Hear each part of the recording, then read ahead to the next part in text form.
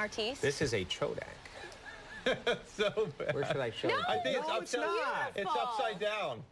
Yeah, I knew that. There we go. You know what, though? To me, it wasn't, and that's what matters. It's the interpretation. In the eye of the beholder. Okay, hey, we have with us artist Doug Embledge. Bleu Cease.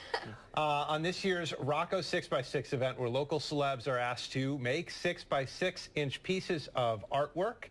So local celebs and then us. And there's thousands, but it's Bleu. It's more than that. I mean, talk about the genesis of this and how it's grown to include thousands of works from around the world. Yeah, last year we had 6,000 pieces from all around the globe, 60 countries represented, every U.S. state, and there's a scattering of really famous artists, so people could come in and purchase an artwork for 20 bucks that's worth a lot more than that.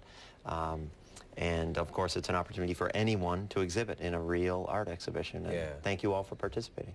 Well, was Adam's. Should we wait for yours? No, I tried to do something different this year. Should I show mine first? Yeah, why don't you show me? All right, ready? I haven't done it yet. But when you combine this and this, it's going to be magic. Well, the thing about it is that there are people who are intimidated because they don't feel artistically talented. And I would be among them, too. But the first year, I just did the kind of doodling I do on the scripts during commercial breaks. I just turned in one of those, and it was fine. Bleu says one of the greatest sellers of all time. I think it went for thousands of dollars. So this year I tried to do something a little different, and it's still a work in progress, okay? All right. Now, that is our 10 o'clock producer, Nathan Benz. And then I took it, after I took the picture and blew it up and pasted it onto the thing, I then went out and drove over it with my car. The artwork and not Nathan. Now, the question is, what does it mean and what is it trying to say? And that is what I'm working on still, and how I may enhance it further to get my message out to the masses. Okay. But Nathan, that's Nathan Benson. Please, at least $20. I want this to go for at least $20. Photographs are okay, right? Of course. Okay. All right. Yeah, are there guidelines? I mean, the guidelines are no glitter, first of all. Oh, 6 inches by 6 inches square. Could be sculptural. Now, there's another guideline, which I've got to say you all have completely broken here on the show. And then? Anonymous. Oh! Artworks remain anonymous until purchased. So, sorry. We're just going to have to blur those out. Maybe you could give that to Nathan. And you mentioned sculptural or dimensional, and there's an example of that. And the artist, of course, will remain anonymous. I can't believe we broke the... It's okay. It's all right.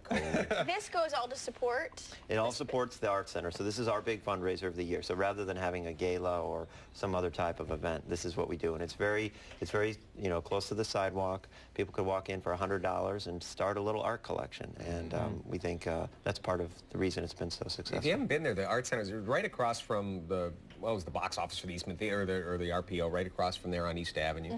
And a very cool place to go. And you have been at it for how long now? How many years has the Art Center been there? Art Center has been in that location for about 13 years. Yeah. And that's a success story. Yeah, we're doing great. 2 years ago, we bought the building.